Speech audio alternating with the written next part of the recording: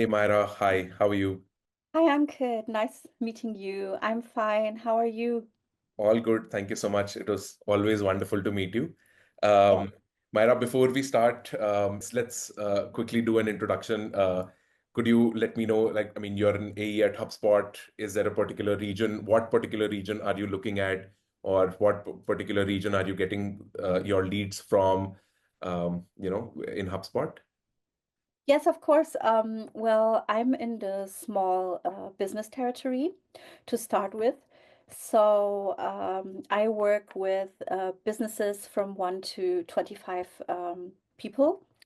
Okay. And from all industries, I'm overseeing the DACH region. That includes Austria, Germany, and Switzerland. And yeah, I also work and support startups because HubSpot is very strong in supporting and helping startups to scale. So Got it. that's also an area I work on. Perfect, perfect. Wonderful to have you here today. Um, just for our understanding, is there a particular industry that you get the most amount of leads from or most amount of interest from? Yeah, well, to be honest, all industries like are interested in CRM, right? Yeah. But I have noticed that mostly like software and SaaS companies are the companies who have a really good use case. And as far as I have worked with you and one metric, I have understood that you're an expert in implementing HubSpot for SaaS companies. Yeah, in fact, now that you mention it, yes, we have done over 500 implementation for SaaS companies across the globe. But yeah, we have seen a lot of interest coming in from Europe market as well as as you said, right, the German market is going heavily on technology, right? So we are getting a lot of interest from there. But yes, that's something that we look at. Interesting. Maybe you can share some insight into that. That would like really be interesting.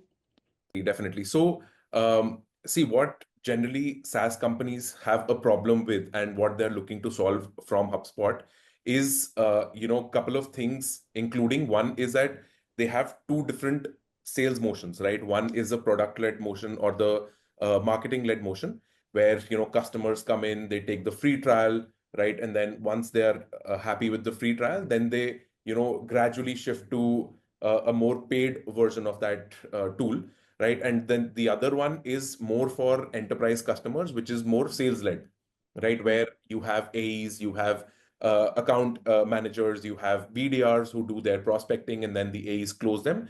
And these are larger customers, right? Who have, who want to take more number of licenses or their lifetime value is higher, and they want to have a longer duration of that product because they have a lot of people, right? So it's not very easy to onboard a particular tool and then change that tool very easily. So they want something for longer term, right? But then you have startups as well, right? Startups majorly work on a product-led model, right? Where you give a freemium model, you have a lot of people signing up for the free startup, free trial, and then gradually they go on to taking the paid version, right? So these are the kind of problems that we have seen, sales teams in these kind of companies or SaaS companies regularly face. If I may, I'll just quickly show you a Miro that we have built, right?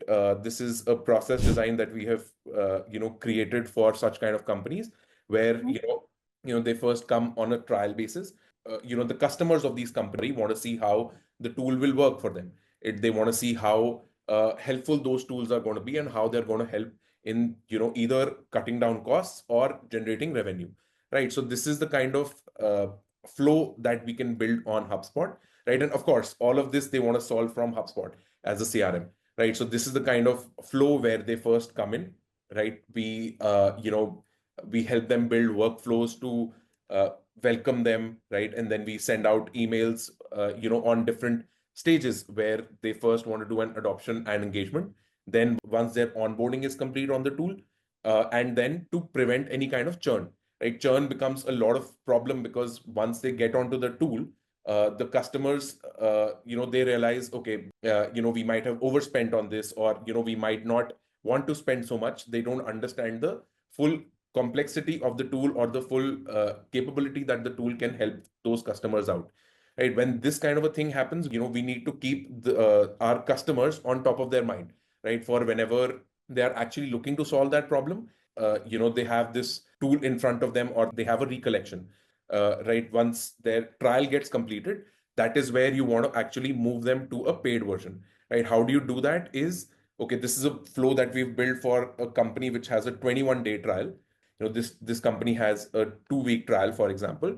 If they want to switch to a forever free plan, which is also there, right? How HubSpot has a forever free plan, a lot of companies also have a forever free plan, which they get the capabilities of the tool, but with some kind of restrictions.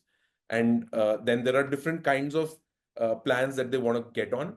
Where they cancel the trial, but they might then re-engage after a few weeks, or they want to purchase a standard plan, or they want to go with a higher plan or a professional plan, right? So we have different engagement models for each of these, right, where we send out different messages at different stages so as to keep them engaged, as well as keep them interested in the tool. Whenever the customer wants to buy the tool, or whenever they are ready to buy the tool, our customers are the first company that they think about or that they consider, right? So this was about the free trial customers, which is the product led or marketing led growth. But then we have something called the sales led growth as well, right? So I'll move on to that, where you have bigger customers, as in enterprise customers, where you want to demo them the tool, you want to show them the capabilities of the tool, you want to move them through a particular process where they'll not just pay directly to the tool or the company, but they will come on a trial version. They want to onboard their team, because it's a huge team. They also want to send out requests for proposal, they want a quotation to be sent to them. And by nurturing, they actually come into the sales funnel and then they close, right? This is a longer process, but we have to build out these processes within HubSpot, because that's the need of the hour, right? And all of these processes, as you know, can be built out on HubSpot. So this is how we help SaaS companies solve, different sales motions on HubSpot. Interesting. And what would you say, which hubs are like mainly the area you concentrate on and help the companies? That's a great question. So when it comes to these marketing-led or product-led motions, we generally look at a marketing hub setup or a sales hub setup, right? Even when it comes to the sales-led motions, because you need to see the entire pipeline, right? You need to see where your customers are, because the sales cycle is extremely long, right? So you want to see when will that customer close, right? Or how many touch points you've had with that customer. Or when it is a marketing led or a product led growth, it is majorly marketing hub, right? Where you want to send them messages again and again. You want to keep them engaged, right? You want to keep them in the funnel, right? So that whenever they are ready or whenever they are qualified, you are there to close, right? And they purchase your product, right? So this is when it comes to before conversion, right? This is the top half of the bow tie funnel. But then when it comes to when they actually purchase, right, that is when service hub comes into picture, right? That is when they realize that, okay, once now we have purchased the tool, we want somebody there to service our queries, right? We want somebody there for customer success, right? And even for SaaS companies, right, they don't want to lose out on a customer. They don't want that a customer should be there just for one time payment. They want to retain those customers, they want to upsell and cross sell those customers, right? So we go on to the service hub of things, where we set up service hub in a manner where not just a closure is taken into consideration, but whenever a new query comes, whenever a new ticket is raised, there is somebody on the back end who's aware of those tickets, right? There are tickets are assigned accordingly, right? If I show, I'll also be able to show this to you, because we have built that out for this customer. This is the customer success engagement. It is not only when a ticket is raised, right? We want to see that once they have purchased, after each duration of time, or after each window, they are sent out a message, right? They are sent out a message not just for following up on how their product is, or they have onboarded onto the product, or how successfully their team is using the product. They also want to see how happy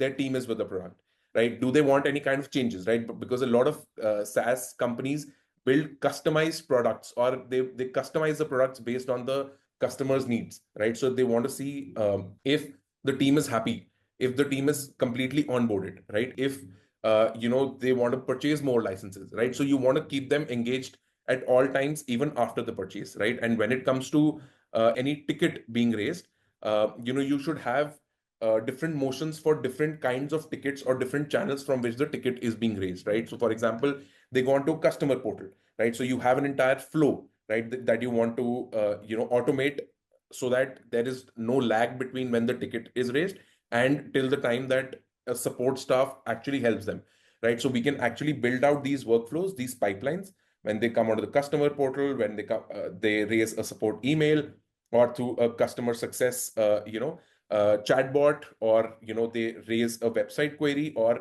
they want to go onto a knowledge base, right? So these are the kind of service workflows that we build, or service pipeline that we build, so that any query that comes, it is not only addressed, right, but it is successfully addressed and it is timely addressed, right? So this Yes. is how you actually help SaaS companies not just close customers, not just close bigger customers, but also retain customers, increase the lifetime value, and they reduce the churn, right? Which is the actual model of the bow tie funnel.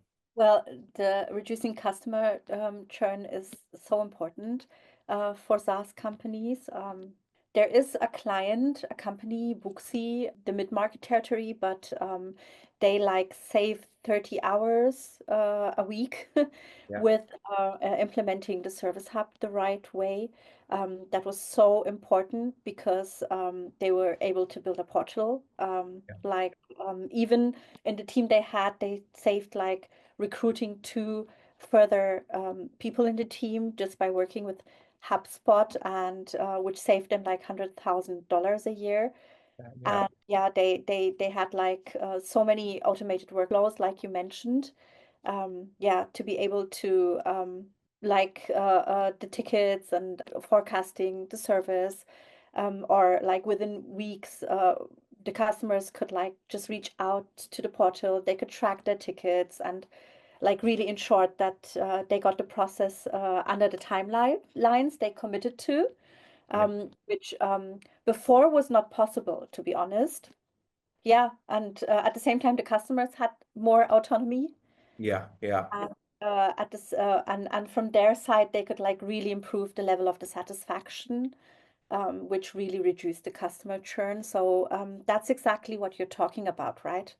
Definitely, definitely. And as I always say, right, HubSpot pays for itself, right? So if you've bought a the Service Hub, right, even if it is saving you say an hour every week, right? So you're actually saving, for example, the salary of a customer success rep is probably say 3,000 euros per month, right? Even if you're saving an hour, you've saved like 22 hours a week, right? That's a lot of salary saved, right? Which you can actually bring back into HubSpot and actually automate more and more of your processes within HubSpot and help your customers feel that they are heard, right? Feel that they are valued, right? And that is how you actually improve their lifetime value and decrease churn. Yeah, That's so important and so precious. exactly. But yeah, I mean, this is how HubSpot has been helping a lot of companies, and this is how, we have also been helping a lot of companies reduce churn, increase lifetime value, increase their ticket sizes, right? And that is how you actually grow, right? This is how you grow Right. your customers' portfolio as well. Um, but yeah, this was really, really insightful, Myra. Thank you for Thank coming you. coming Also, online, very contented. talking to me. And yeah, I mean, it is always wonderful to hear what customers are looking for, what problems they are trying to solve from a CRM, from HubSpot over here particularly, and how we can actually help them.